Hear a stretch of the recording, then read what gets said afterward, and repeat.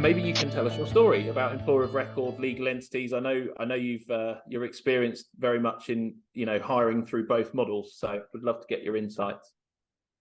Great. Well, thank you. Nice to meet everyone today. Thanks so much for being here. I have been in an environment where we have had legal entities as well as employer of record set up simultaneously. So there's different reasons why we had that. Typically, the legal entity, in our case, this was for my company, not all companies, but was something that was designed to be more permanent, long-term, larger in scale. You're really, it's like you're buying a home. You're purchasing and you're moving in and you're going to be there for some period of time. So we had 6 legal entities set up all over the world, and we had about 20 different countries of employer of record. And so what that really centered around was get in quickly, potentially a smaller employee base, but that's not always true. So I'll talk about one specific example, but startup very, very quickly, very easy to establish, hire, and get people going within just a few months. I mean, really, the recruiting process was the only hindrance when setting up an employer of record type situation.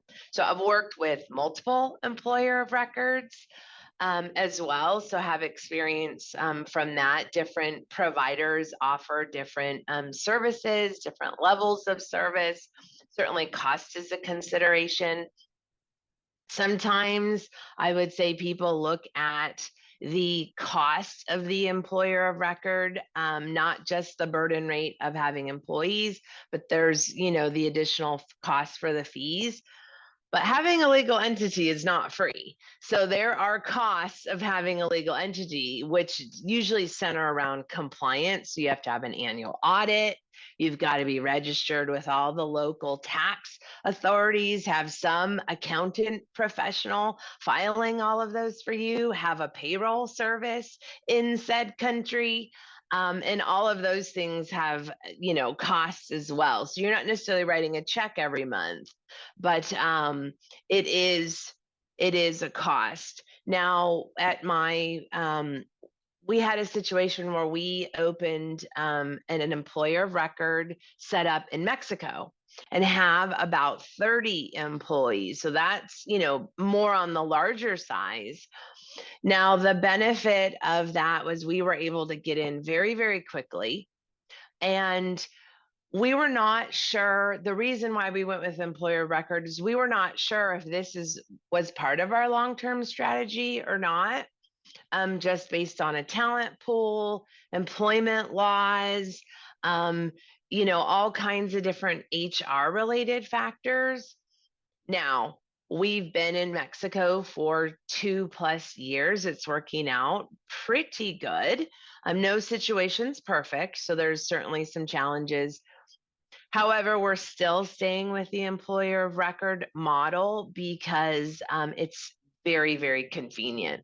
Some countries are harder to set up legal entities than others.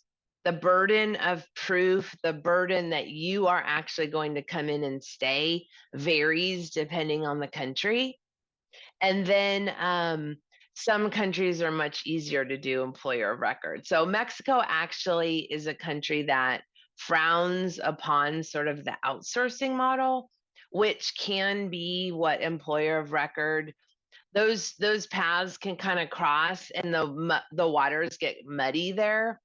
We are not an outsourcer. That's not why we were wanting to do that. So there was a whole process we needed to go through to establish that.